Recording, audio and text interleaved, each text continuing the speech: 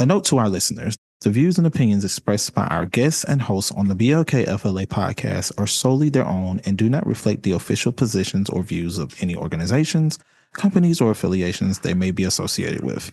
Any statements made are personal opinions and should not be construed as representing their respective employers or organizations. As always, thanks for listening.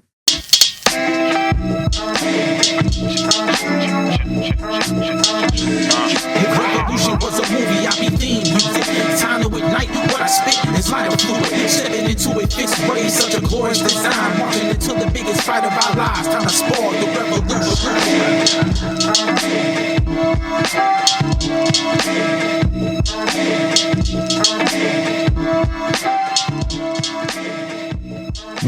Welcome to the BLKFLA experience. We are the cultural archive for the Black political movement in the state of Florida, where it's our purpose to help you reimagine Florida, where Black people are able to live in freedom, equity, and authenticity. We are your hosts. So I am Jamil Davis, Jamal Steele, whatever y'all want to call me on today. Boom, boom, boom.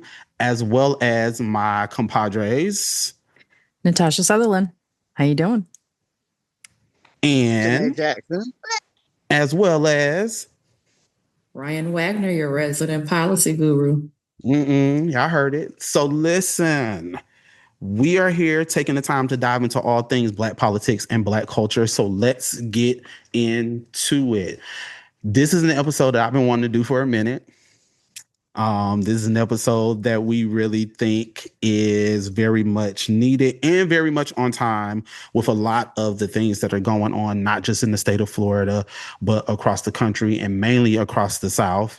As we've all seen, shout out. First and foremost, I want to give shouts out to all of the people who put in a lot of work, dedication, and time in building and planning and preparing All Roads Leads to the South that happened on May the 16th in Montgomery, Alabama. And not just only that, but the All Roads Lead to the South Florida rally that we had on May the 15th at the Duval County Courthouse in Tallahassee, Florida, which led to our All Roads Governor's Office sit-in that occurred at the governor's office in the state capitol, where 4 of our comrades were arrested.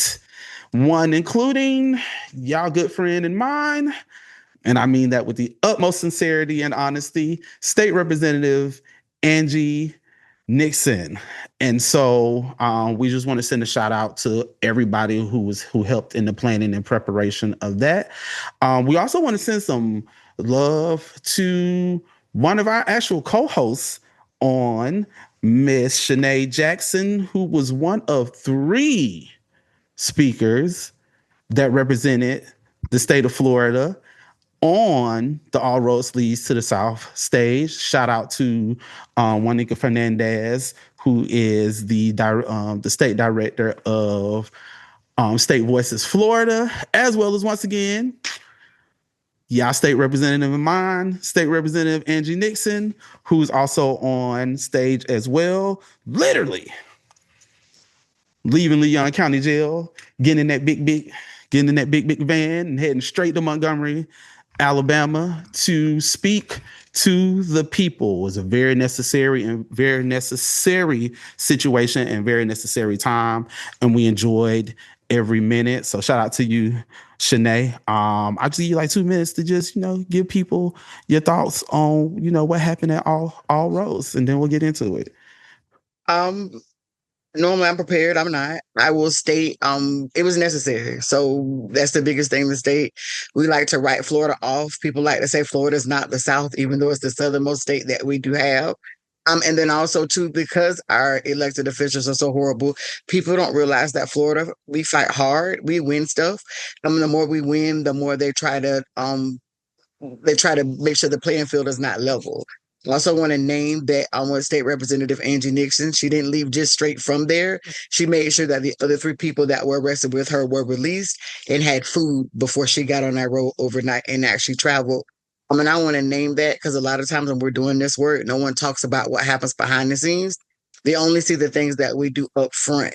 I mean, the final point I want to make is even when we went to do the sit-in at the governor's office, many of the people who were there did not know we were going to do a sit-in. We did a teaching right before. We were very clear about the instructions. We let everybody know which opportunity they had to actually make a decision. I mean, they made the decision in that moment to be there in order to make a difference, because it's not just about the maps, it's also about the quality of life for people in Florida. So making sure that we named that particular thing.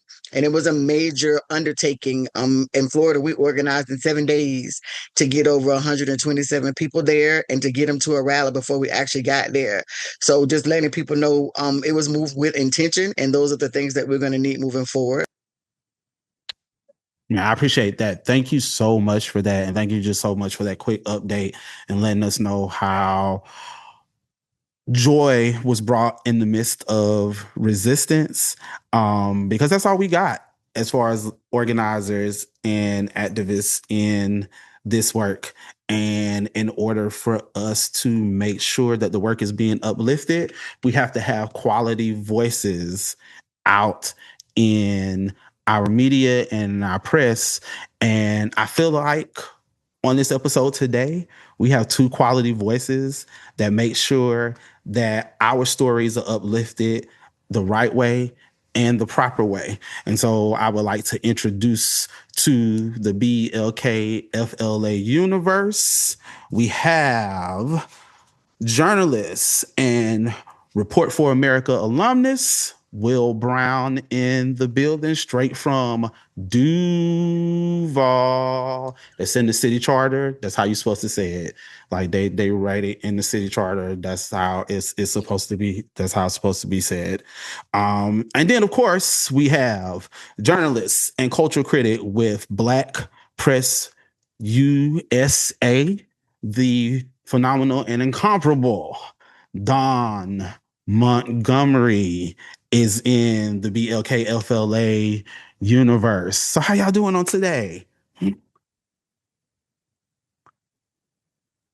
Great, I was thank waiting you. for ladies to go first. Always. Yeah. I was like, that was nice. But he had like an extended version for your intro. You had music, like you had a proper intro, not me. It's just Black Press USA. There we go.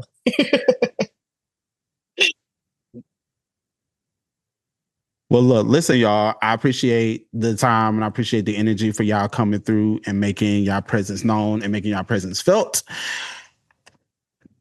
All of our BLKFLA viewers, guests, and hosts know that we like to do this thing called the BLKFLA Culture Moments.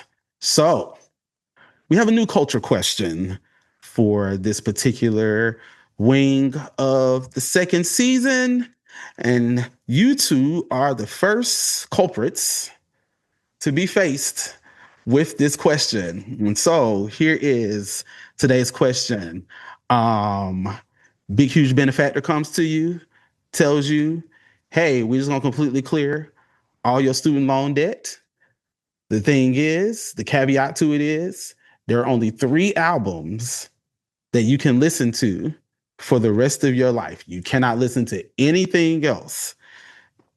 You listen to these 3 albums for the rest of your life, we'll clear your student loan debt. What are those 3 albums and why? We will start with Dawn.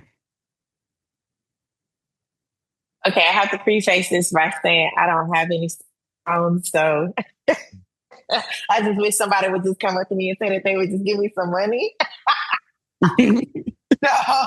So if someone came up to me and was giving me a lump sum of money and I only had 3 albums to listen to, these would probably be my top 3 for sure. Patrice Rushen, Straight from the Heart. I think the biggest thing, if you know anything about me and how much I love music, a lot of sampling is done from her music. A lot of people leave her out of that station. They just prioritize the Isley Brothers or Earth, Wind and Fire or some other male performing artist when necessarily it was her. She's in the midst of that. So Patrice Rushen is everything. And then 2, there's a song on there. No One is an instrumental. I literally can run that for a whole road trip, even if it's 2 hours. Like I could just run it on repeat. So my second album would be a coming of age album for a particular artist that I absolutely love, Flower Boy by Tyler, the Creator. I love him. I know he's chaotic. I know he's problematic, but I also have seen major growth in comparison to what we've seen in other artists in this industry. And he is a of the hip hop game. And I think that particular Flower Boy is a telltale transitional album for him. Musically, he sounds like Wind and Fire on a lot of some of the beats and things like that. So it's just like, it's one of those things where it's like, I love it. I really, really love it. And then of course, King, if I gotta go like to my home state, which is Mississippi, Big Crit, you know, King Remember Time. A lot of people discredit of his earlier album, and I know there's more tied to the Sundown, and it just feels like a very, you know, this artist is telling everyone where he's coming from, where he's from, why he represents, and why he does what he does, and he does that consistently. I wanted to pick one of the albums that have subs on there, but then that would have been a discussion around which song by him is one of my favorite songs, but I'll to King Remembered in Time. So those are my three. If someone came to me with a lump sum of money and said that I only had 3 albums to listen to, it would be those 3. The lump sum. Because she good and let y'all know. Like, I'm not worried about you taxes. I'll handle that. You just give me the money. Period. Listen, no, I was just having a conversation with somebody the other day around the fact that and this is all pun included. Big Crit should sit on that Mount Olympus with everybody else that they be putting on that Mount Olympus. And that's a fact. Like he you know, I know a lot of people were saying on J. staying out of the beef of, you know, Drake and Drake, I think it is. I'll be trying to forget about Drake, so that's why I can't remember.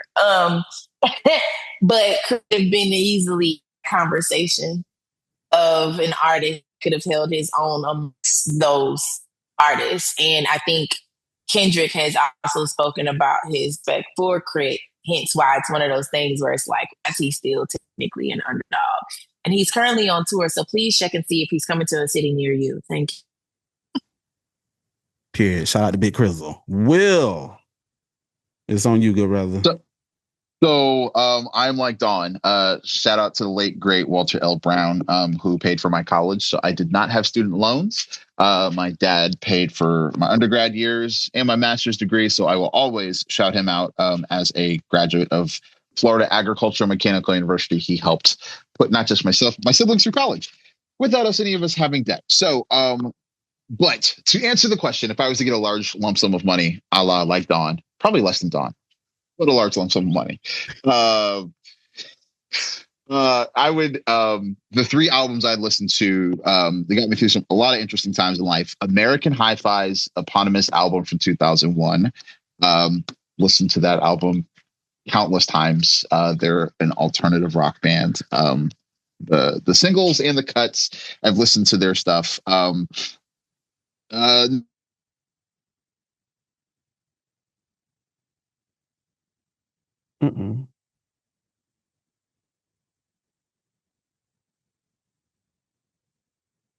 Did we lose Will? I feel like we lost Will. He was frozen at first. Yeah.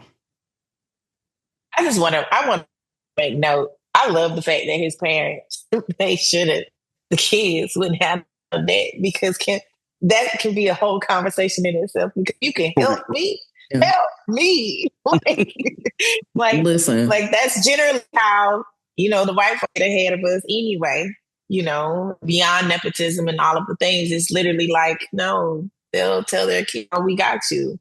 And I think we need to have more conversations around that, and what does that look like? Because it might mean a village needs to show up. Might mean, you know, is there mutual aid or community that can show up versus one person being able to do that. So shout out to his father for doing that. I want to name that Well, that was because I'm that embarrassing. mom. Yeah. So I have 2. that are in college and making sure that they don't take out any student loan debt. And in addition to that, I know my that's kids do right. work, but I help pay a part of their rent. I want them to have a quality of life. So I don't want them going to work every day and then they struggling because they're in college. So I help to pay their bills so they have a little bit of spending money so they can be okay and focus on working on college. And I'll be honest, I'm an outlier and I'm thankful in this moment I can do that. So when I was a bank manager, I didn't make enough money to do that. So having real conversations too, because they think that when we are in certain roles, that there's a certain amount of money that is floating around while the board of directors and things are making astronomical amounts of money. And I was a bank manager at the 8th largest bank in the country. And I would not have still had I didn't have my insurance is not as good as it is now, and my pay is not as good as it is now. So being very deliberate for us to have those conversations because our kids do deserve it. No, I love that. Thank you for doing that.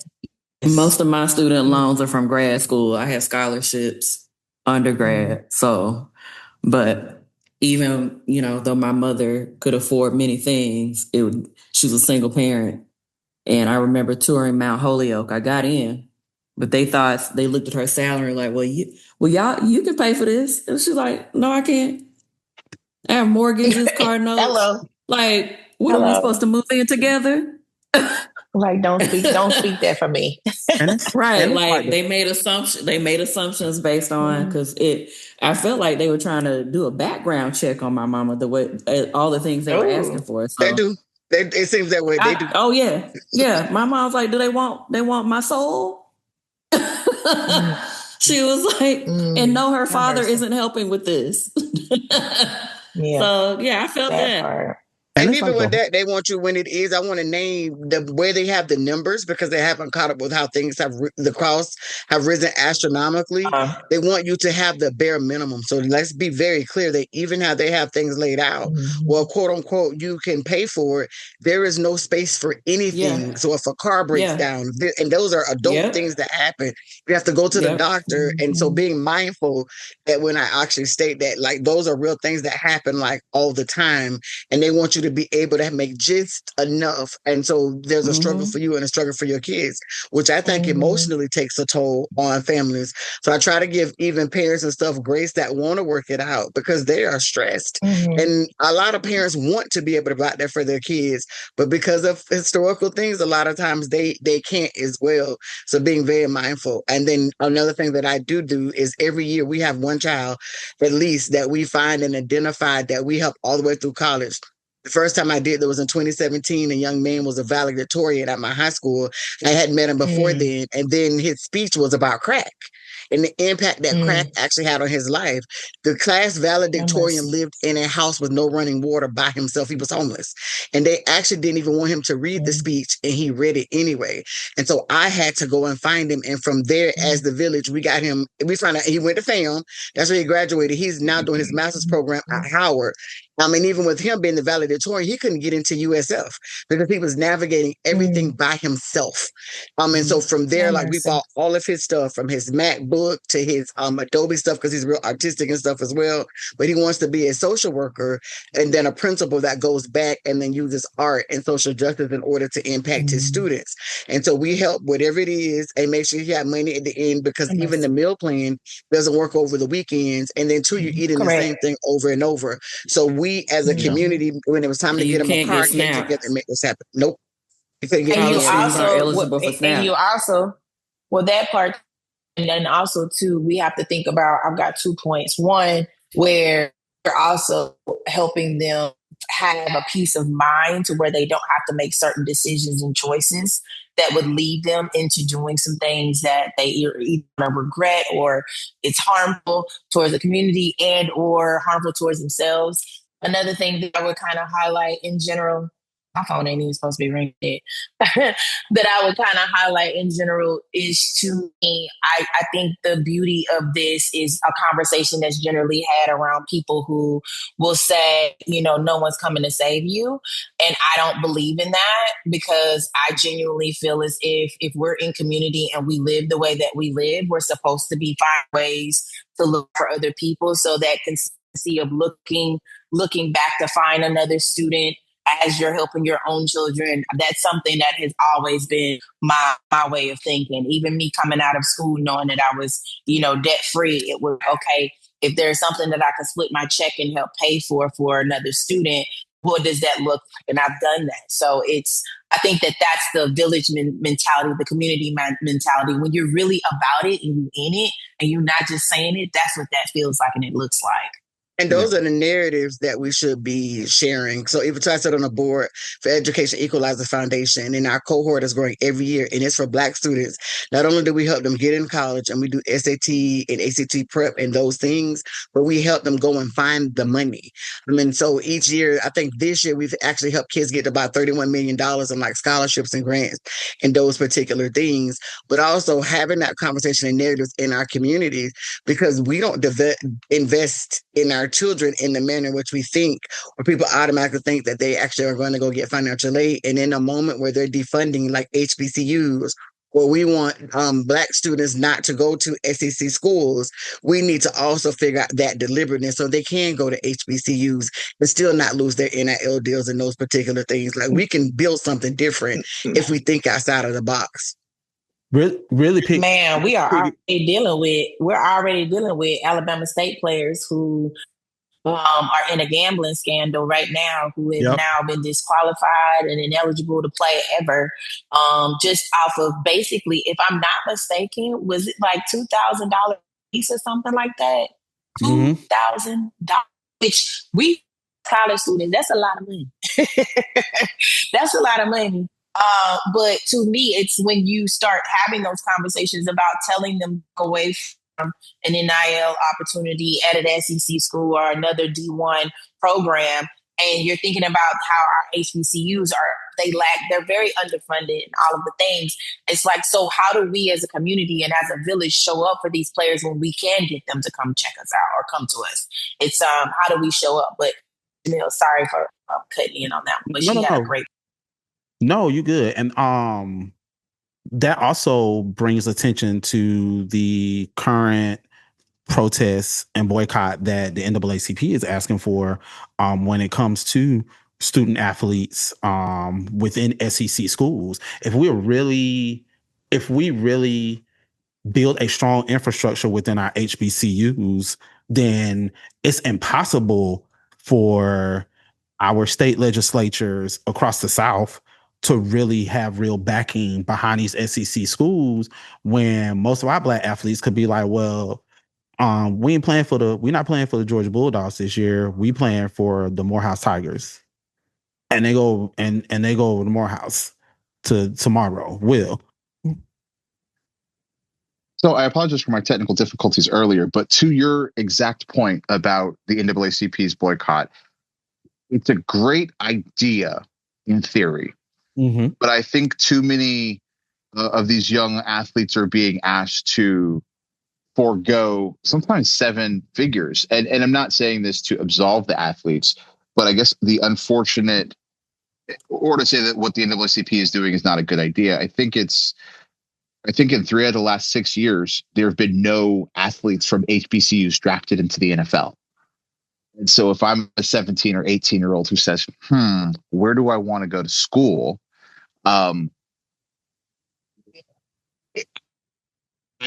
Ideal world, someone would be at a FAM instead of Florida, a Southern instead of LSU, a Jackson State instead of the University of Mississippi. We'll say Albany State, since they won the SIAC last year, Albany State instead of Georgia. But kids from those schools, even the most outstanding talents, are either not getting NFL opportunities, or they're having to go to these big PWIs, sometimes outside of the scope of the NAACP's Southern State boycott. Like, if you look at Travis Hunter, isn't the only person who's playing for the Jacksonville Jaguars who started at a HBCU but then went to a PWI. One of their top running backs, Basil Tootin, started at North Carolina A&T and then went to Virginia Tech, and then he got drafted. So I love the idea of it, but I think it would take multiple years to execute, to get a critical mass of kids to say, I'm going to forego Texas and go to Prairie View, since Prairie View won the SWAC last year. It's active, not being proactive in a sense. And I think also within conversation, I don't know who they consulted in creating this. And I know that there are some journalists that are on the bandwagon of this, but it's one of those things where there was no universal conversation amongst our community to understand what it was going to be asked of all of us to help make this happen, right? And then to Will's point, although, yeah, it looks as if no HBCU athlete has been drafted, they normally are drafted third, fifth round, sixth round, further down, right? So to me, it's how do we create more visibility to gain these opportunities for our players? They're getting drafted, they're just not visible, right? So if we're talking about visibility, how do we spam the league? How do we spam agents? How do we spam teams and front offices so that they understand that our players exist and that they're capable of doing what a first rounder or second rounder can do? Like there's so many things that were left out in making that vision. And I understood where they were coming from. And at first it was like, oh, that sounds great. But then as a parent, number one, of a student athlete now, somebody who also, I am somebody who has worked in the sports industry for over 17 years. And I have been on all sides as a journalist, as a reporter, on the sidelines, as somebody who has scouted and recruited, someone who has worked with athletic departments, and someone who's media trained athletes and coaches. Like, no, didn't consider the thing that you're asking them. And as much as I want to hear the conversation about John Lewis and our freedom riders and how young, there was a 13-year-old who was a part of that.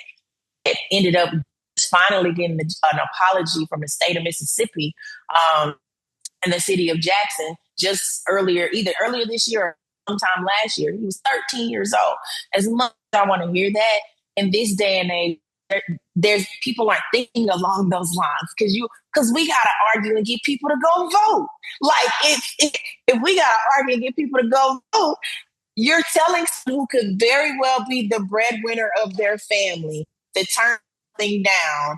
You can't do that, because if it were me and somebody came to my son, as foolish that he is, because quiet as a cat, if he works hard for a college scholarship, he does deserve that, okay? Exactly. But if he doesn't, and he wants to walk onto a team, guess what? Between me and his father, we would find a way to pay for him to go to college. But at the end of the day, if he got a scholarship somewhere and he got an NIL deal that partnered with that scholarship to where money's going into his pockets, I'm telling you now, you would have to sit down with me, his daddy, his grandma, my TT, so a group of other people, to where it's like, to convince us all that this would have to be the route he needs to go. And this is coming from somebody who, between me and his father, both of us have attended HBCUs in some capacity. He is a Howard alum. So I'm pushing HBCUs first and foremost. So I don't want that to be taken away from my comment there. But my point is if someone on his door and they were offering top dollar, and you want to tell me that he can't go after that so that he can build what he needs to build for himself, I don't know. We're going to have to really talk about that. Like we're really going to have a conversation about that, because what does it look like if I turn this down and I come down here? What does it look like for me to be here? And for a lot of these kids, they are working their tails off just to even just get to college, to get to this money now. They don't even have to wait for the pros. It's just to get to college now. So two things. We're not holding these silent ass celebrities, black ones, right, accountable like we supposed to. All that George Floyd money dried up in 6 months. Okay? If we gonna do this, okay. And I sat with a particular NFL football player who played for the Baltimore Ravens, right? And was like, how can we get involved?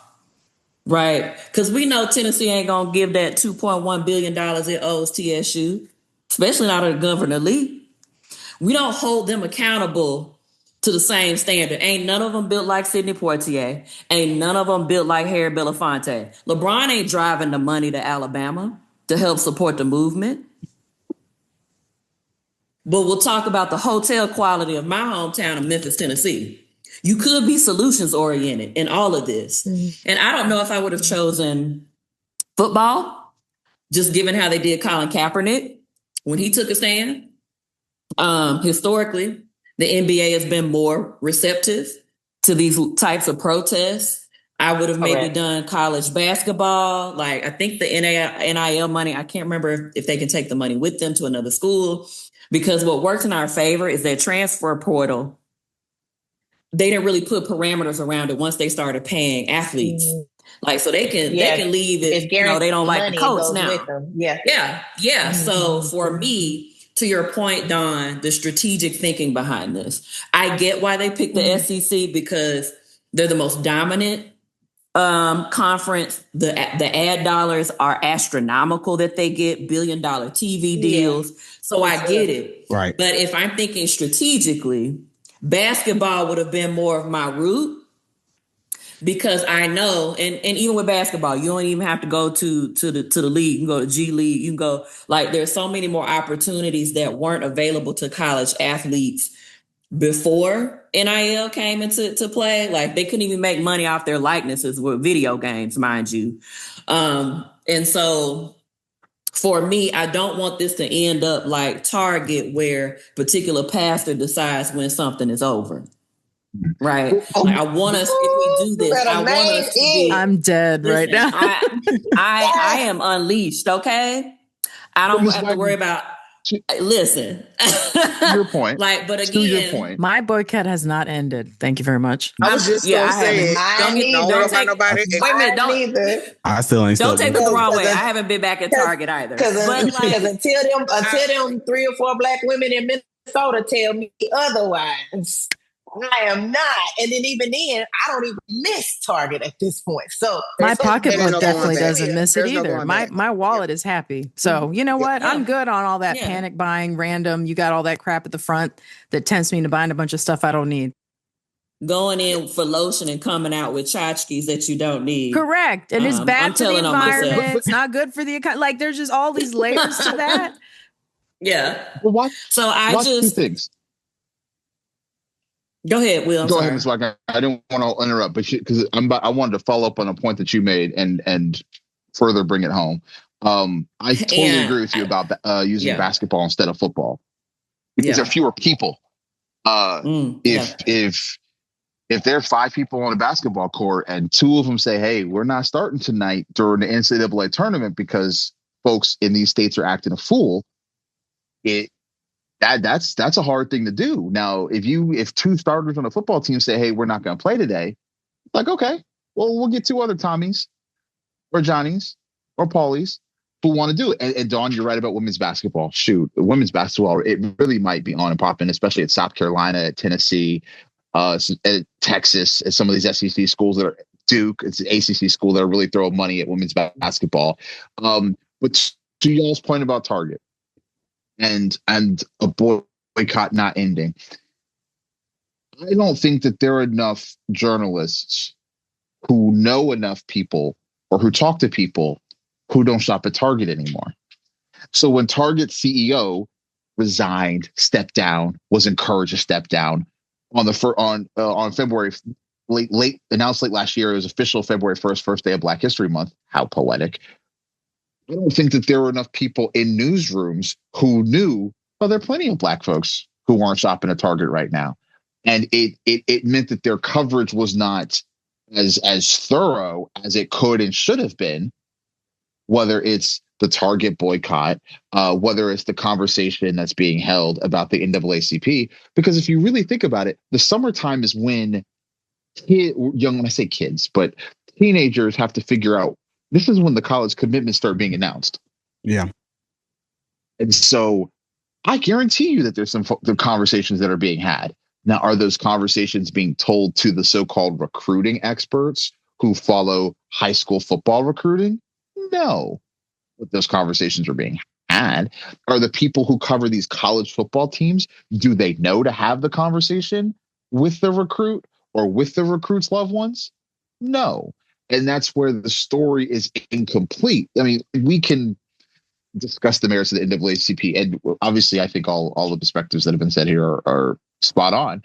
But I think one of the things that's missing from the media space is legacy or mainstream folks are not talking to the athletes themselves, or they're not talking to the loved ones of those athletes who are helping them with the decision process of, do I go to Alabama or do I go to Georgia? Do I go to Texas or do I go to Texas A&M? And specifically in these SEC, these ACC schools, they're very rare exceptions, but most of these schools are very small towns. I mean, College Station, Texas is but so big. Dawn, you're from Mississippi. You know good and well Starkville and Oxford aren't all that big. Aren't all that big, but look at the state of Jackson, and look at the state of some of the other places like Natchez, Mississippi, or Lorman, right outside of Natchez, Alcorn State is. Right. It's night and day, but also these are bigger. Like that, Jackson is a capital city. Why does Jackson have terrible roads? I just went viral talking about that a couple of weeks ago, and then it's like my hometown of Hattiesburg, Mississippi, where Southern Miss is, where the alumnus, Brett Favre, who steals money from the state and the welfare folks in the state of Mississippi, is from. It's nice. Their roads are decent. Like it's like, to Will's point, like let's have conversations where you're talking to people in these areas. You're talking to their people. You're talking to their leadership. I think when I was certain people standing there when they made the announcement, I was like, nah, I know you ain't at them. I know you talk to nobody. I know you just standing there just because this is the photo op. Like we need to get away from that type of politics where it's like it's good on the surface. Are you actually doing? One of the biggest things that how me and Jamil are connected is when I think honestly I could speak for him on this, when he realized that I actually like someone who was connected to organizers, right? Versus just saying things or sharing things or saying, this is what I'm going to raise on my platform. No, I know organizers. And to me, those people who are actually moving and pushing power and changing narratives, right?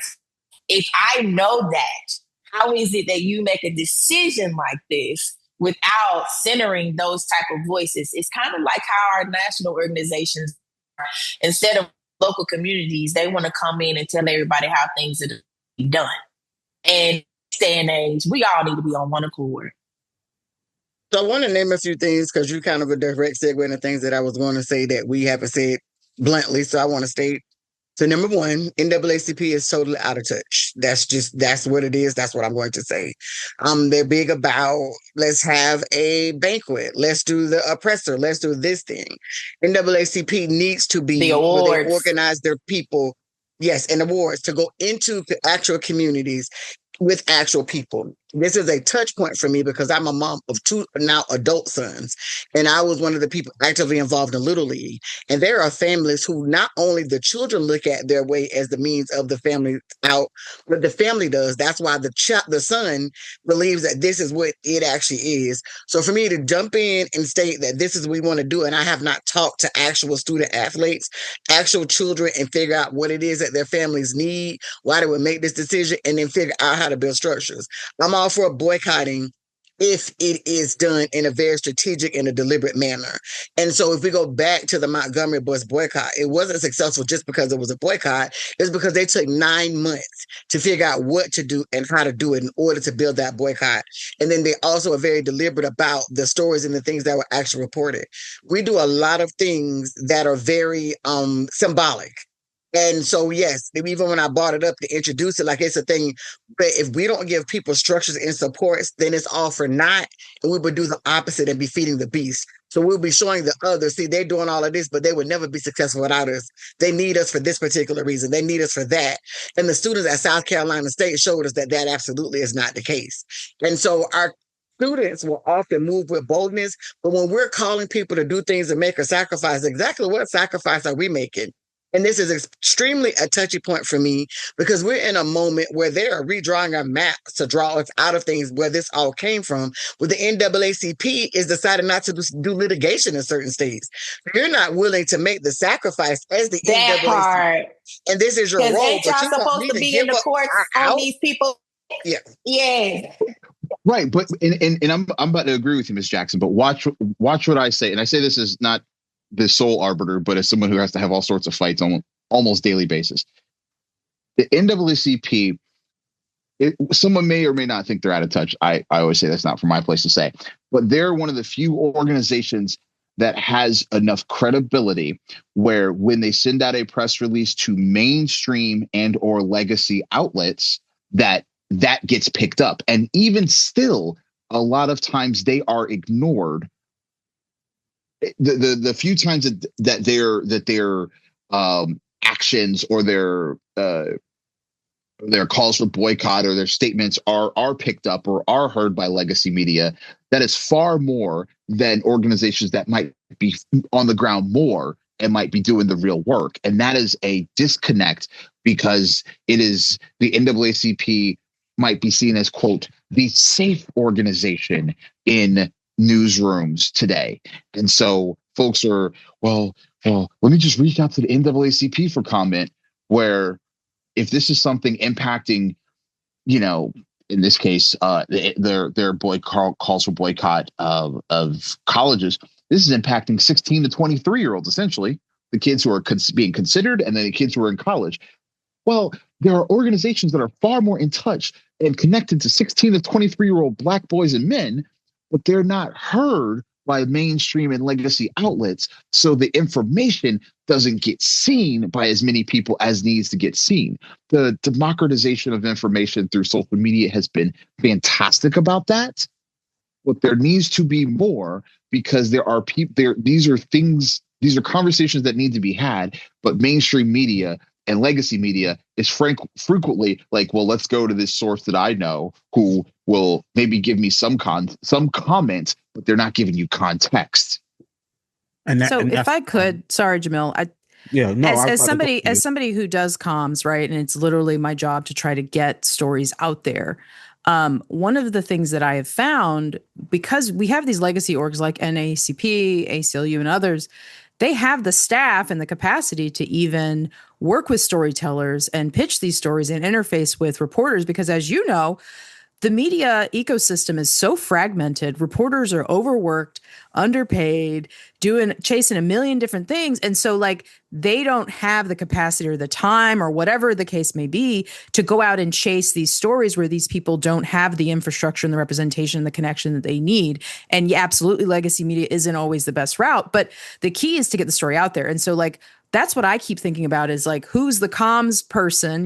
We need the Ben Crump of comms, right? In a way of to be able to find these individuals, these young people, these families that don't have that kind of PR representation and that is willing to go, hey, I am here for you. I can do this. Let me get you on this news outlet or, pitch you to these folks and get the stories. I think there's a lot of missing pieces. And even organizations like the NAACP, which I work with, the ACLUs and the SPLCs and all that, they come to my org, right, for assistance and figuring out how to do all of this. And we can only do but so much, right? Because unless they come to a nonprofit that I'm running or something like that, they've got to pay these big firms, right? And right. I can tell you these media firms, they will charge, I've worked in campaigns, and they will charge anywhere from 10 to 20K in retainers a month from some of these campaigns, right? Just to be available to put press releases out there and do connections and things like that. And we at Florida Watch and our other, sister org, we do it for free, right? With these organizations. And yes, the Black press is there, but tell me more about that, because in my experience working with the Black press, again, overworked, hard to get in touch with the reporter. It changes every month, who I'm supposed to reach out to, and then they don't respond, and everything's got to, and they don't, you can't just send a press release. It's got to be a full written, basically you do the article for them, right? Because they're stretched really, really thin. And so I think to kind of bring it back to the topic of this episode, can you speak a little bit more to the environment for journalists and Black media specifically, and how they differentiate from legacy media? Dawn, you want to go first? Because I know we had a 2-hour conversation about this back in January.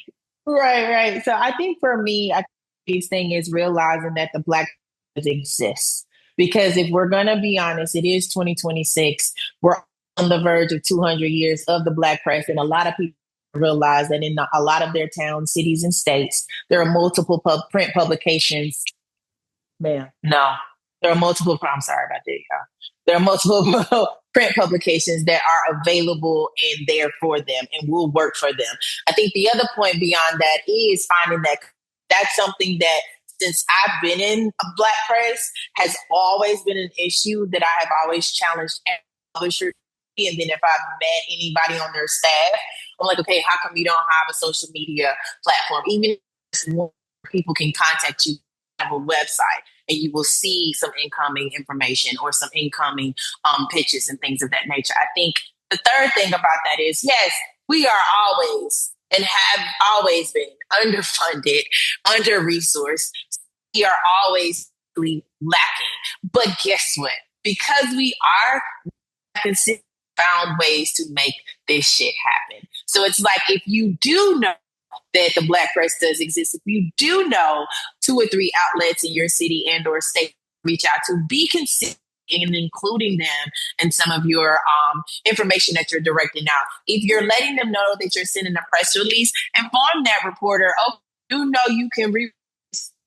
You can read this, and this can be a part of the actual, and it can, you can state that it's a press release, you can it's a Newswire article, or you can state that this is from the staff desk, because usually, most times, in my opinion, when you see something coming from a staff desk, to keep the conversation going and not because I also had technical difficulties earlier, and I totally understand, Dawn.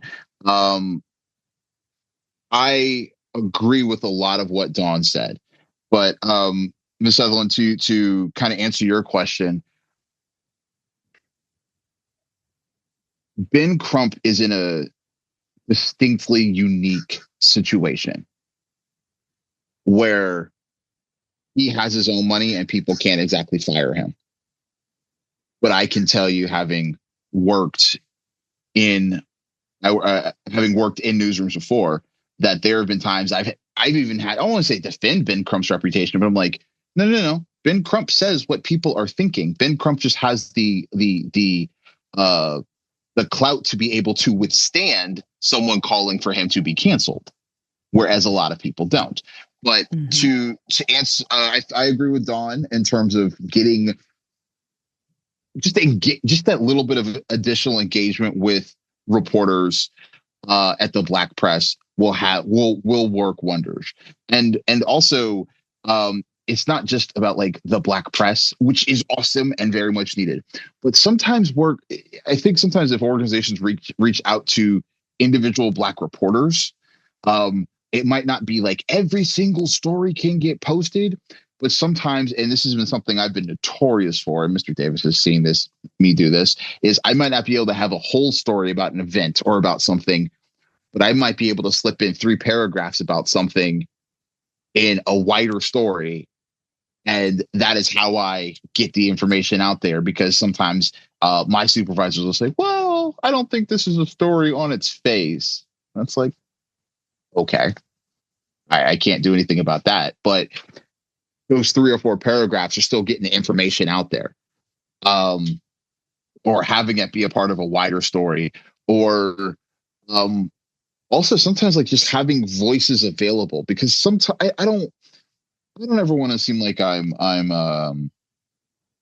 there's one particular national sports pundit who I'm thinking of who's very much a Knicks fan, but I won't say anything else about him.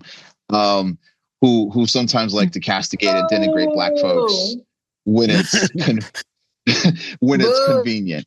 I'm trying to be decent. But my point of saying that is that I think that there are things we're doing a really good job of, but I also think that there are incredible pressures that are put on the Black press specifically and Black journalists in 2026, because I know people are trying to do their absolute best to get information out there. But since I'm based in Jacksonville, and Dawn, you've been down here a couple times this year, and I know Lynn Jones is going to be on a guest this year. Folks were trying to have Lynn Jones's head on a platter, have her head on a platter. They were trying to have the Jacksonville Free Press on a platter, because she supposedly, quote, broke the norms of supposed journalism. But yep, I remember that. But and I say this to all of you all, to knowing you and me both, was Lynn had the emotional intelligence to essentially state what was obvious to everyone, and there's no one way to do journalism. And I think the Black press has been awesome about showing that there are different ways to do journalism. And I don't want to seem like I'm taking up the whole conversation, but just to tie a point about Lynn, I remember looking at a transcript of the Jacksonville Jaguars head coach after they lost in the playoffs. Because this is the first time that they've made the playoffs and they expected to win in probably about 25, 30 years. Yeah. Like other times they hoped to win, but this is the first time they expected to win since 1999. And none of the questions talked about what the coach was feeling or thinking in that moment. And then when Lynn said what she said, then that's when the questions came about what did you tell the team? How are you feeling in this moment? How hard is it to be in this moment? And I mean, there were ESPN folks. There were all these folks saying Lynn was wrong. But Lynn had the emotional intelligence and the observation to say, hey, the city still loves you. And in 2026, I think that there's so many forces that are trying to like make people fit square pegs into round holes when the square peg was never supposed to go in the round hole in the first place, and did not care to ever go in the round hole, and was created because the hole over here was round, and they said, well, this ain't for us, let me do something different. And so I just have all the love and respect for Lynn, but the pressures are sometimes coming from higher for Black journalists and Black press, and especially Black women journalists. Yes, because I do want to bring up the fact of how you just stated that Lynn, once she says what she says to coach, it then causes a shift into what type of questions are being asked. But that's just like the overall bigger picture of society, in that Black people as well as Black women are always the ones to cause a cultural shift in whatever it is that needs to be done in order for this country to succeed and excel, and be liberated. I do want to ask this question to make sure that we get this in for our organizations, especially those particular comms departments within the organizations that a lot of us work for. So Dawn, you had experience in doing a lot of comms specialists and comms specialty work with nonprofits, just like you stated before in the episode. That's initially how we connected. And then of course, Natasha is executive director with Florida Watch, comms director over at Yes for 424. My question to y'all is, how important is it within your comm strategy to make sure that there is a Black press component within the overall comm strategy for whatever type of campaign or organizational comm strategy it is that you have, to make sure that the narrative for your organization is flourishing within Black communities? I'm gonna go to Dawn first, and then I'll go over to you, Natasha.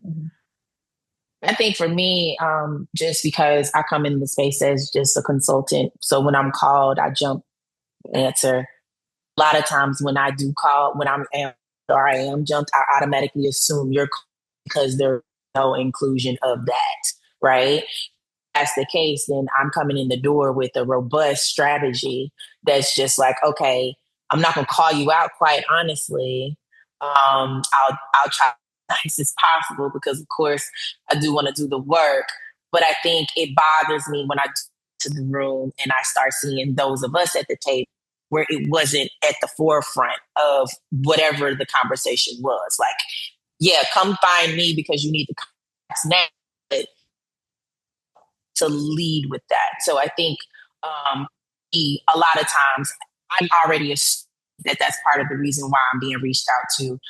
So I'm already armed and ready to do that. I think in general, in working in an organization, because I have worked in nonprofits in this space directly, I think it was learning the tone of the organization, learning the narratives that they were trying to shift, and then also learning who were they trying to shift those narratives for, right? And I'm gonna hold you, for a lot of these groups, they're not thinking about us a lot.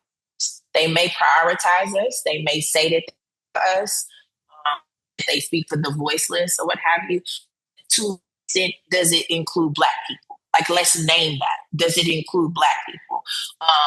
And so being in those spaces and learning how to navigate that, because we play the game to kind of get in there to kind of say who are your allies that you can implant this strategy and this comms angle to where now everyone else is thinking on those lines of, yeah, why haven't we talked about that? Why haven't we talked about the people in those areas that we actually need to talk to? It's twofold for me. One, I'm probably already knowing you're calling me because you don't have that strategy. But if I'm in it and I kind of see that you just lack it, I'm now, figure out how to shift some things in your organization to where if I walk away, no matter what, I know that comms department is going to have this blueprint that shows them to include all voices and more so prioritize the voices that they tend to leave out. Yeah, I definitely second a lot of what you're saying. It's definitely a problem when it's an afterthought, right? And so you'll find that, though, pretty significantly in our state, in the state of Florida. And it's crazy because if I'm not mistaken, we have one of the highest populations of Black Americans in the country in our state. Number two. Thank you, Shanae. Yeah. And the third most populous in the country, period, like just general population. And also we're incredibly diverse, right? Like we've got our, Black Caribbean, we've got, immigrants, we've got so many different languages. I mean, there are so many things. And so I think like it has to be a part of the strategy from day one. Just like, in Florida, you can't not have Hispanic, Latino, press strategy for that, right? Like you can't not, you have to have it. And so, at my organization, my predecessor, at the Comms Hub, the ED that I replaced, white guy, but he had the foresight to go, you know what? I need a Black constituency comms director specifically geared towards that. And that's where I came on board. So he hired me specifically for that purpose. And as far as I can tell, I don't recall at the time that I joined other organizations that I was acquainted with doing anything quite like that. So it's important. It has to be from day one. And we also have a Hispanic press person, and it's got to be something that is consistent. And yeah, absolutely. Haitians in Florida have their own media outlet infrastructure as well. Absolutely. That's exactly why I mentioned, Caribbean Americans, like in our state, whether that's radio, whether that's, like the free, papers that you find at the barbershop or whatever. So there are just so many places that people, receive their information, and we have to find, at the end of the day, we have to find a way to get to them and communicate with them. And so, yeah. It's a challenge, though. I mean, as y'all know, like our state is huge. It's expensive. We have, I don't know how many media markets. Like when we talk to partners in other states, 10. Thank you. Other states don't have that, right? They'll have like 2, maybe, right? It's just such a challenge. And I think that it's very telling that the right wing invests so much in our state and in our state media. Matter of fact, when it comes to things like the influencer conversation, Florida on the right exports the culture into the rest of the country. And so it's just for us to not think about that and think, man, we really need to at least try to match some of that is incredibly problematic. But that is the state of things as we're dealing with it. I think Natasha said the perfect thing. Well, first, I'm going to say Black people are the culture that makes white people uncomfortable, but they know it. And so that is even as they have our messaging, their messaging is our messaging. I mean, they just take it and they make the investment that we are struggling to get people to invest. The other thing that was intriguing about All Roads Lead to the South was the deliberateness to engage Black influencers. And so my deal is there are some influencers who are trained, who have gone to school. I mean, there are others who are not. I would like to see, I don't know if it's a partnership or a deliberateness on how we gauge those things, because the mainstream media worked actually overtime to make sure that the messaging from All Roads Lead to the South did not happen. And it was because of this partnership with influencers and Black press that the message was able to get out. And so when you start to look at the engagement via social media and things like that, then the mainstream media had no choice but to actually share it. And even when they shared it, they weren't honest. Like with the march with Selma, they said, oh, it was hundreds of people. It was more than 1,000. I mean, so hundreds and 1,000. Subliminally, those are two entirely different things. So even watching how the mainstream media reports it, when they reported they reported the symbolic aspects of it, but they really didn't ask those deliberate questions. The way that you really found out how people on the ground felt, what was monumental, why this was important, was from the actual influencers who were like regular people and organizers, and like the deliberateness from the Black press. And I think that's imperative as well, because the second thing, like I said, we did our rally in Tallahassee ahead of time. What was interesting is even how the story of the rally was reported by mainstream media versus what we were able to stream and the things that we ourselves actually shared.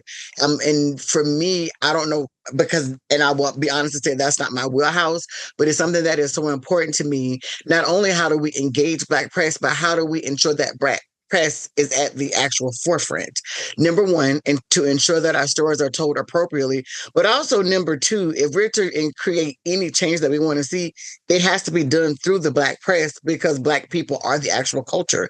And so when you go across every social media platform, what you're seeing is even the news, if we're talking about the war, the videos and the things that get the most interaction are the ones that are told when we tell them, or they're the ones that are told utilizing our culture and our slang and AAVE and those particular things. So simultaneously, as they're trying to minimize our culture and say, oh, we're ghetto, we're this, we're that, they're utilizing that to be more personable in order to tell our story for us in a very inappropriate manner. And a final point, because we have a presidential candidate who I absolutely, not presidential, them two, but a gubernatorial candidate whom I absolutely despise. He's an absolute horrible person, and that is James Fishback. But when you watch him and how he engages, it's our culture and the way that we do things that they're actually utilizing. And then also the way that we as a community engage, we kind of organically got into the conversation about how we as a community do things. Well, we have people that are in direct opposition of us that are utilizing even our tools in the way that we do things in order to be able to bring harm. So I want to have more definitive conversations and not abstract ones, actually about the Black press and just how pivotal they are in everything.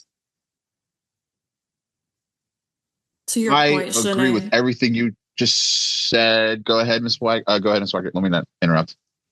Real brief to Shanae, what you're speaking to is a larger sophistication of white supremacy now. This is not your garden variety, 5th grade reading level Klan, right? They've got incredibly sophisticated, and the ways in which they execute with media and comms is no exception. So I just wanted to lift that up. Sorry, Will. No, go ahead. I was about to agree with you. I was going to say the Heritage Foundation's leader studied African American history. I think he has multiple African American history degrees. But you got to study your enemy, right? Are we doing that? Some of us are, but then because the establishment wants to keep things the same, they're disregarding what we're stating and still trying to bring a knife to a gunfight. 100%. That's the bigger picture of it. Yeah. Go ahead, Will. I think for me, that's one of my massive frustrations that I deal with on an almost daily basis. An example I can give is, I think I wrote a story where I mentioned it was about Emancipation Day. Last year is the 160th anniversary of Emancipation Day, and I specifically mentioned that Abraham Lincoln was shot and killed by an insurrectionist. And apparently that was something that was like, that had to be like taken out of a story. Like, well, it's a fact. It's a blunt fact, but it's a fact. But I say all of that to your point, Ms. Jackson, of oftentimes the stories of the demonstration in Tallahassee last month, they weren't told with the full context because the reporters who were reporting there they were not reporting from the scene. They were reporting from the visuals that they had.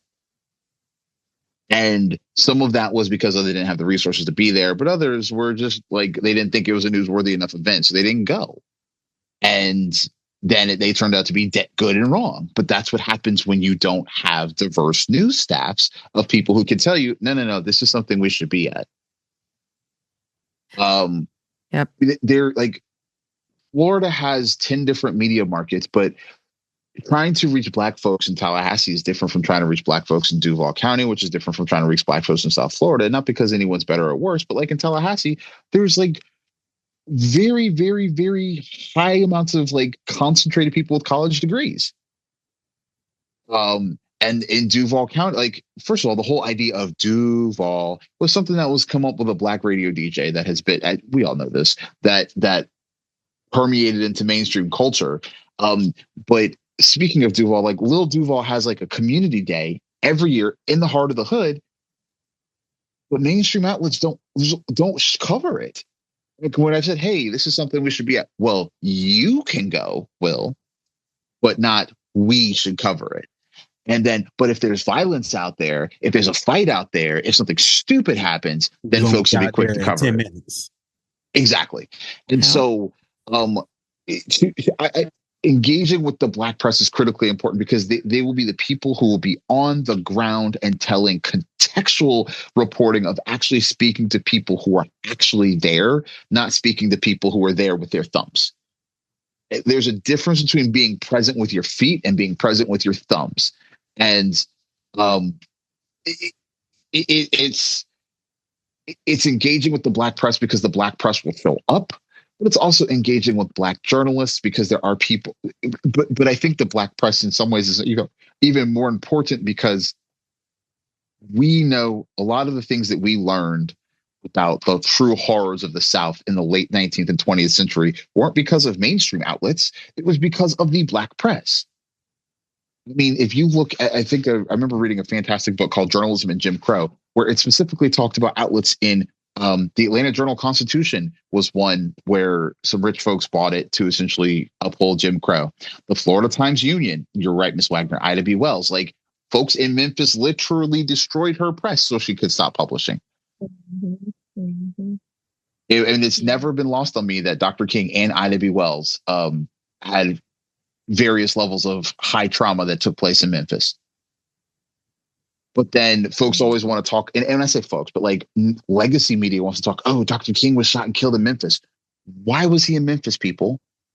Because he was protecting public unionized employees. So when Black folks are talking about unions, it's not some theoretical to talk about, hey, Black union employees is what helped create the Black middle class. That's not like a separate part of the story. That's a part of the story that has been a part of Black elevation for decades. And so sometimes I also think that like organizers and people who are really on the ground with their feet need to be on the behinds of the producers, of the editors, and the people that the producers and editors at legacy outlets report to. Because if newsrooms are hearing it top down from inside the house of, hey, you all need to be more present and more diverse, they'll do it because folks don't want to lose their jobs.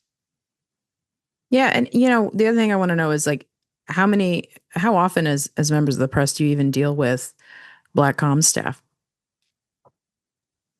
I'm always alone. It's just me. Like, so, you know what I'm saying? Like, so there's that, right? Like that's a problem minimal. Because it's very white. Yes. I'm going to tell you right now, it's very white and it's very male, at least in Florida it is, because every group chat I'm in with fellow comms staffers, they're all white men. Yes, it is. So how many people do we have to give a shit? Like to even be like, you know what? We need to put this out there to then to want to take the time to reach out to the Black press and actually consider that as part of their overall strategy, there's like nobody. And so that is, for me anyway, incredibly frustrating because I can't do 30 jobs at a time, right? Like, and so it's hounding mostly white men to give a shit, and that's just on both sides, like on the putting it out and on the receiving side of whatever we've got that we want to put out there. I think on my end, and the state of Georgia, Mississippi, and Louisiana, a lot of times. That's a heavy focus. And then I've done a lot of work in the West Coast, and but within the South, biggest fights is, our rainbow sisters and brothers and they thems, right? And a lot of people don't really realize that, I'm in the pride community as well. But because I don't present a certain way, it's like they're now fighting against what their identity is and what my identity is and what I'm bringing to the table, and they end up marginalizing me in the midst of that, and then saying, "Oh, well, this is how we've always done things. Why are you doing this to us?" And I'm like, all you're doing is shutting out another group of people because you come from a marginalized group, right? Does that make sense? So it's almost like you're doing same shit that these white folks have been doing to us, but you guys are perpetuating that type of mentality, and you're creating systems where even through messaging, you don't give a shit. Right. And to take it back to the Target thing as an example, like that's the hullabaloo right now online is everybody's mad at Target for not having any pride stuff and for going all America 250 with all their stuff. And people like, oh, it's Pride Month, F Target, yada, yada, yada. And that's been like the general conversation on social media. But we done forgot that Black people have been not going to Target. Like we still aren't. Like, so yeah, that disconnect between the two marginalized groups is wild to me. I will add that this response around Calais was also weak sauce, right? So now that I'm in Alabama Values, we've had to correct some stuff before they put it out. Like, you do not get to hide the gravity of the situation behind mere partisan gerrymandering. And educating them on what the 14th Amendment was, how we got here, is because white folks didn't want to act right in the South. And so you have to say the thing, and pushing them to say it has just, we've had to correct some stuff, some releases. Like, no, this ain't going to work. Call it what it is and put it out. I think that's the biggest thing, to her point, literally, is how you want to do things in a way to it doesn't create fear. It doesn't create this chaotic environment, but I'm like, keep acting as not smart enough. Now, granted, there's a demographic of folks who aren't educated and our children left behind, and their children are left behind, but it can catch them up, in my opinion. But in general, it's put the information out there, out acting like you don't know what the fuck is actually going on. Like, just say it. And I think that's the beauty of how the Black press has consistently showed up, is how we're not afraid to say the things that most people are afraid to say. Sometimes you see us that work in Black press under mainstream, even the Black media outlets, the legacy media outlets, we're correcting them.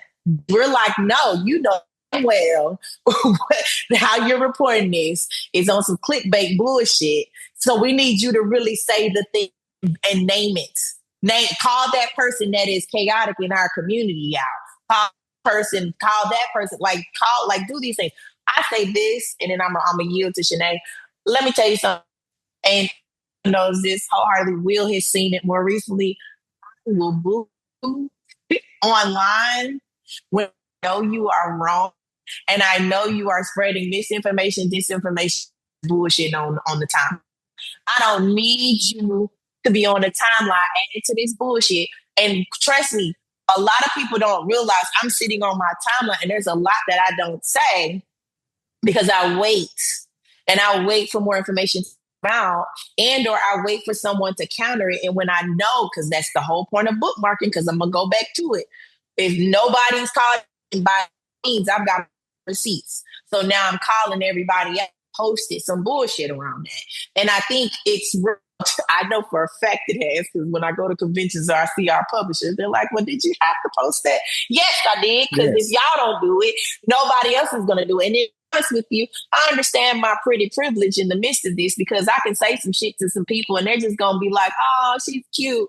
And it is what it is. Oh, she right. I agree. Okay, great. But if that got them to fucking listen, guess there's one less dummy we got on the timeline, in my opinion, getting more information. So to me, it's really those things where a lot of people, my mom is a pastor and my grandmother was a pastor, our uncle was a pastor. I have a very religious and spiritual family. I'm religious and spiritual too, but I will cuss your ass out if you are on the timeline pushing some information that you know isn't fair, that you people need to know the truth of, and that's that.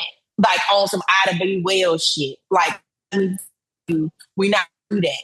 And I think that's the type of energy we need to start seeing. And I'm saying it's going to work for everybody. But for those of us who can do it, like information to them so that they can start those people out. Because I'll tell Jamil no heart, I feel well versed on something. I'm reaching out to an organizer first. I'm looking for a local organizer first. I'm jumping on the timeline. Hey, does anybody know anybody in this city that is doing this work before I say what I want to say about something? It's on my timeline. I do this all the time.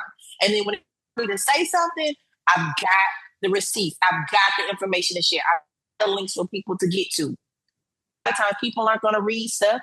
They want to see a video. They want to see something else. So how do you get it to them? So to me, start bullying these people when you know that they ain't putting out information. Start telling them that they're wrong. For politicians, I'll tell some of the people I've worked with candidate-wise on their campaigns, I will call you out if you do what you knew you weren't supposed to do. I don't care. We not friends. I'm a constituent. No permanent friends, only permanent issues. Period. Go ahead, Sinead.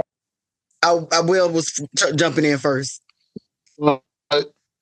So I wish I could bully people sometimes.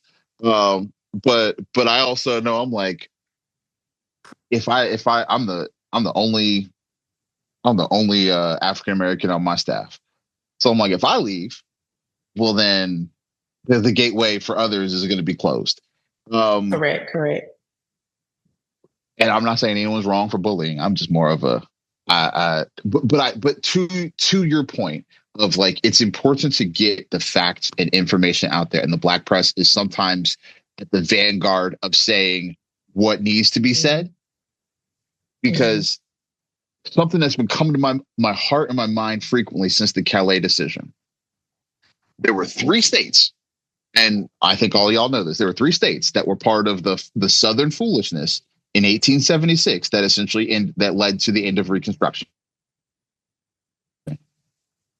Louisiana, South Carolina, Florida. And that is how Rutherford B. Hayes beat Samuel Tilden. And sometimes folks will say, oh, well, that's a history lesson. It's like, yeah, it seems like ancient history until you realize that Florida is one of the states that literally led to the end of Reconstruction.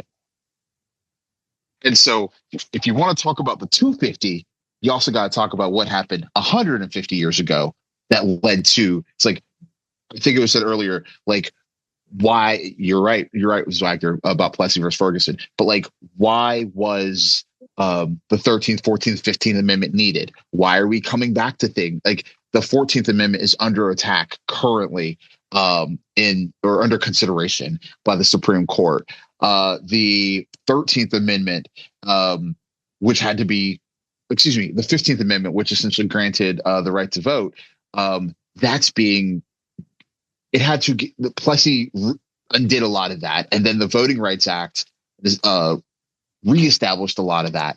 But it's not hyperbole. It's not opinion to mention the history and how the history is being repeated.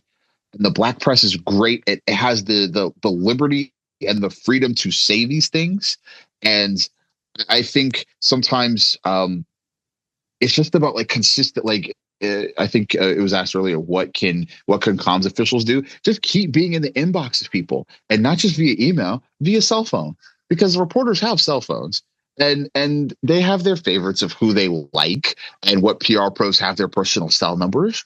I mean, my cell number is not exactly a wild state secret, but just call people. And I'm not saying people aren't calling people, but blow people's phones up. Because if someone gets 3 or 4 calls about something, either they will completely ignore you forever, or they'll be like, well, damn, let me just go show up for once. And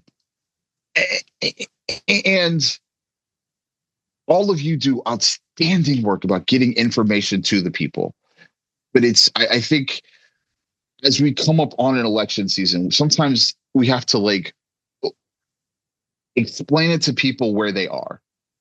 Because I've heard so many people say, oh my gosh, I can't believe what's happening in Tallahassee is happening in Tallahassee. Yes, I agree, Dawn. Call and email so you have receipts of people ignoring you if they do. But like, I tell Black people all the time in this state, all this stuff that is happening now is because Black folks didn't go to the polls in 2018. Because if we, as Black folks, had gone to the polls, Florida would have had a Black governor. I want to agree. What I do is and instead of like, I can never like say that in public. So what I just do is say, well, and it is exactly how I reported it, which is 100% a fact. I said, well, DeSantis won by 32,000 votes in 2018. And in Duval County, 64,000 registered Black folks didn't vote. If Black folks had voted at the percentages that they did during the Obama years and leave the ellipses to go from there. And this is not to say that there aren't people who have been openly disenfranchised. I know that. But sometimes knowing it and proving it are two different things. But sometimes putting the data out there to encourage people like, hey, some of these elections are closer than y'all think is instead of bullying people, I just collect and put facts together in a way that says, don't believe me. One of the facts and information. One of the things I do want to name when it comes to what Ryan had brought up around these Calais releases, just like being just utterly trash, is that a lot of times when we have the conversation around Calais, the state of Florida never gets brought up in these conversations. And the reason behind that is because they want to largely ignore the fact that the same day the Calais decision came down, we were in day 2 of a special session around our maps literally being redrawn. The same day the Calais decision went down is the same day Angie was on the House floor with a bullhorn in her hand telling these people this is unconstitutional. This goes against the state constitution. But they literally want to block us out of this conversation as if before Calais happened, 2022 didn't happen when DeSantis literally presents his maps the first time. And this is what makes all the other states realize, oh, we can get away with it. Because they just got away with it. They just got away with it in Florida. Florida now has 20 Republican seats over 8 Democratic seats. They just got away with it. And name that we have a constitutional amendment. So they got away with it in spite of us actually as the people in 2010 deciding to amend our constitution. Literally. So I want to like name that. And so Will made a great point. Like he'll necessarily be like, do both. So I'm going to be very honest. I'm being good in this space. Anybody who follows me on social media at work, I be like, don't hold it against me. You might not want to be my Facebook friend. And I just want to be very clear. Not only do I bully people, but I cuss MFers out. I'm going to try to be nice. I'm very clear about that. And I'm always going to come with the data and the receipts. And I want to name, because I'm honest in that way, because the one thing that is more powerful than anything else is authenticity. Look at the other side. When we say we study the other side, people love Trump, even though he's a horrible, horrible person, because he's authentic. So I'm going to show up as my true authentic self. Throughout history, we have weaponized respectability and decorum. And so people laugh that even at my speech, when I went to Alabama, I told them, fuck decorum. And I mean that. And because respectability is appealing to the morals of people who don't have any. They want us to be nice and respectable as they harm us while they dressed up in their Sunday's best, while they went and they lynched us. And we need to have those conversations. When people are saying, don't say this and say that to scare people, what the other side, because of their small amygdalas, fear is very motivating. I'd rather be that we told everybody the full truth and give it all, and then they decide what they will with it, instead of everybody deciding like they don't understand what's happening or we did not know. I also want to name that, yes, in 2018, we've not shown out a race. In the race we should, but also there was a $9 million investment by this Russian interference in elections. So even when we're reporting the story, everybody's talking about the Russian interference in elections, but they're not talking about the people that they were focused on was Black people. And so how they set up hundreds of fraudulent pages across social media, how they set up all of these campaigns about I want votes, where will you? And it was in response to President Obama getting 62.6% of Black people actually out.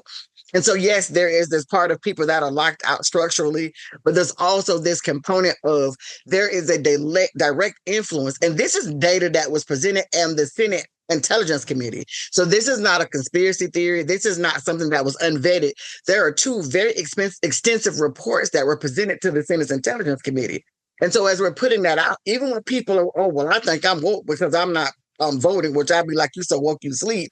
I want to be able to tell them this is insane. And not only that, you think that you're woke, but you're actually been indoctrinated. You're actually been blind. And so it is imperative to speak very clearly and plainly. I give my people a little bit more grace than I do the others. I'm going to be very clear. I'm the one that's going to tell you that the others don't bathe. I'm going to be the one to tell you how savage that they are. And that they didn't just wait for us, they raped our men.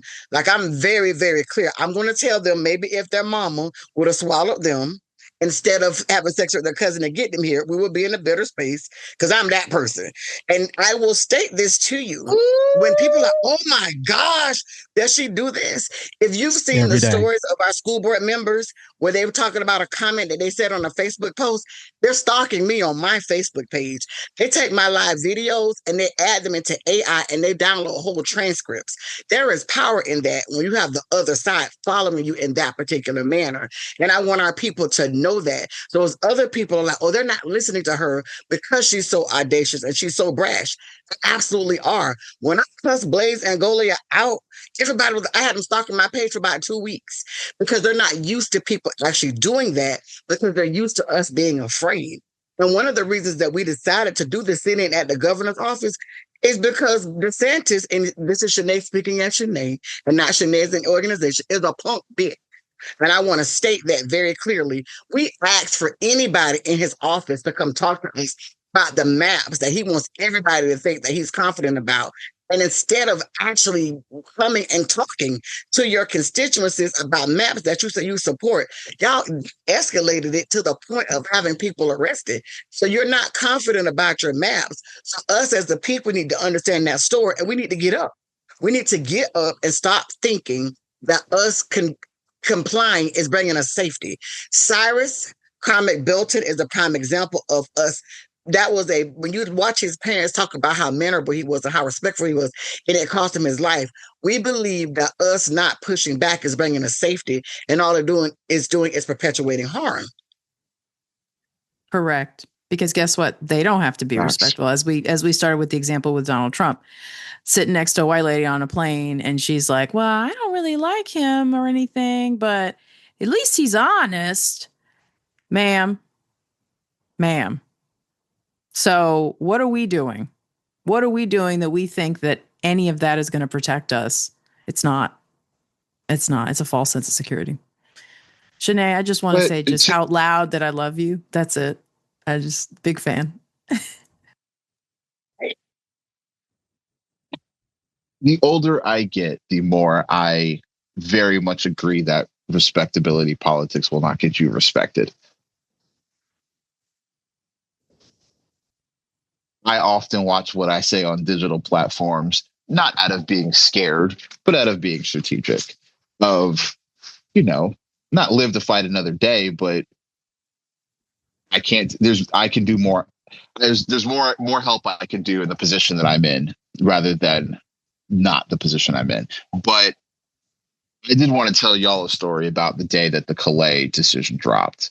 Because I had just, and I say this from a reporter standpoint, I had written a story of talking to multiple voting rights groups and then published it. And then my editors initially said, well, this doesn't have enough balance. Well, what do you mean? And essentially, it doesn't have enough balance. I interpret it as, oh, well, you're talking to too many black folks, too many Democrats. And that decision dropped shortly after 10 o'clock. A party in the legislature said, well, we want to take a delay. And then they didn't. The thing I come back to is a couple of weeks before the Calais decision was announced, Governor DeSantis was in Tampa. And he said that he knew that the decision from the Supreme Court was coming down, and he knew that Alito was going to write it. He said that 2 or 3 weeks before the Calais decision dropped. Turns out Alito wrote the majority decision for Calais. How and why a politician would know that, he still has not accounted for. Kay Ivey knew too. She knew with Milligan. Oh yeah, that too. But I say all these things that when that decision dropped, there was, I remember specifically saying, hey, this is a problem in Jacksonville, Florida, because Jacksonville has one of the largest black electorates in the entire state of Florida. And well, we don't really think. And so what I guess to put a finer point on it, so I don't, this moment requires journalists and media professionals to have moral courage and moral clarity to speak up, even when people are saying, hey, shut up. And I'm not saying that there are people who are not doing that, but it even requires more from all of us, myself included, because they're, to paraphrase Dr. King, the moderates, or the so-called people who are in media leadership, who are more committed to order than to peace and to justice, and will quickly sell out constituencies if it is in the guise of order. And I knew as soon as the Calais decision dropped that this was going to be awful for black voters. But, oh, well, the redistricting didn't really impact Northeast Florida. I said, well, let's be clear. If the redistricting is because Florida's growth has happened at an exponential rate over the last 5 years, then why is it that the congressional lines for Florida's second fastest growing county did not change? It cannot be one or the other. And this is why this is news for us. So I think that media professionals also need to take more time to think their way through the larger ramification of things, because journalists like to sit here and say, we're writing the first draft of history. Okay, if you are, well, then you better get it right.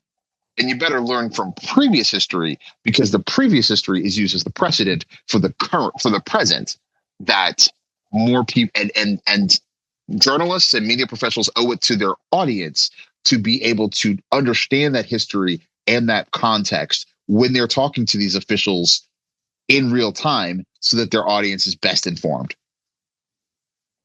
And I also want to name the fact that, well, the reason that the maps in 26 didn't affect Northeast Florida and Duval County is because the maps in 22 already took CD4 out anyway. And it also goes back to Will's point that if we're still using the same census data from 2020 along with aggregated estimated data from the last couple of years leading into this year, then some of these congressional districts that you took away in 22 should have came back in 26. But you know, what do I know? Super fun fact I want to tell all of y'all on this podcast. So the minority access district that was removed from Northeast Florida in 2022 is now filled by a congressman. His name is Aaron Bean. He lives in Fernandina Beach and represents pretty much the predominantly Black parts of Jacksonville, Nassau County, and Clay County. He, at his victory party in 2022, specifically stated that he thought his career in politics was done when he was term limited from the Florida legislature, and he specifically said he spoke to Governor DeSantis after the end of 22 legislative session and after redistricting, and that is why he ran for Congress, and that is the seat. Dawn, final thoughts. I'm going to start with final thoughts only because I have to hop to my next call. Yeah, I want to say thank you to you all. This has been one of the most amazing and impactful and exciting. Like, my adrenaline is actually running. I love even the fact that this started very organically, just about our love and our passion for our young people and what we can do next, and organically transition into the impact of like Black media, Black comms, and Black press, and just how pivotal that is in anything that we do. And I just again want to center exactly that. The people that we see in our medias and comm space, everyone I've come across is the best of the best. And it is time for us to figure out how to actually highlight that and make the others be accountable for accepting that for what it is. They've done a good job of rewriting our history and making it be what they want it to be. And this is our opportunity to ensure that that doesn't happen anymore.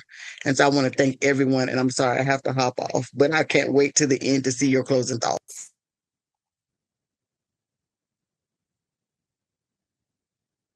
Go ahead, Dawn. I gotta tell these kids that, so y'all don't hear no snickering or nothing in the background because they acting up. My final thought is I'm grateful to be in this space. I'm grateful that I was asked to be in this space. I am praying for Lynn and her family during this difficult time. I will say that just from the Black press since about 2016, 2017, and me being someone who has been in media since the age of 12. I was working in a local newspaper, Hattiesburg American, as a volunteer at first, learned about the printing press, assisted grandmother with she was the first Black people to write for the newspaper, and it was a community piece weekly. It was something that I got to copy homework because I was so gifted in writing, right? This is something that is everything to our conversation about media and how we show up.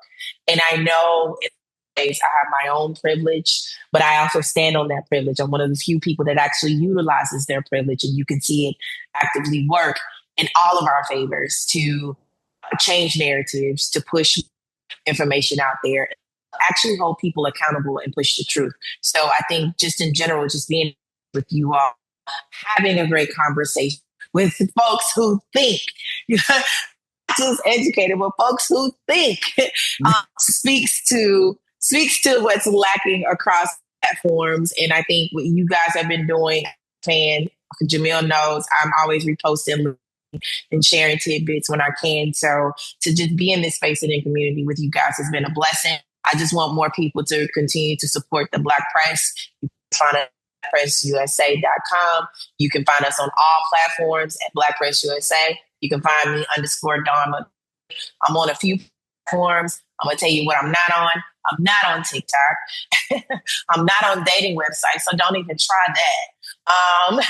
But I am on Facebook, Instagram, and Twitter. I think I always have to, let people know that, people have been manipulated and, have been scammed, catfished. And, yeah.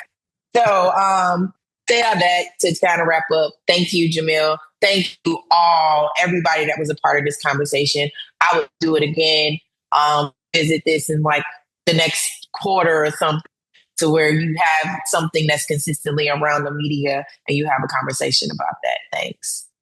I appreciate it. Thank you as well. And then we also want to extend our love and condolences out to the family of William Bill Turpin Jr., who was Lynn Jones Turpin's husband, who just recently passed away this week. And it's been a joy to watch their relationship grow and blossom into what it is. So much condolences out to Miss Lynn and to the Turpin family. Listen, y'all, this been a great this been a great episode. Ryan, I think we did it again. Like I think we did. We roll. Yeah. Wonder Twins activate. Listen, I think we did a big one on this one.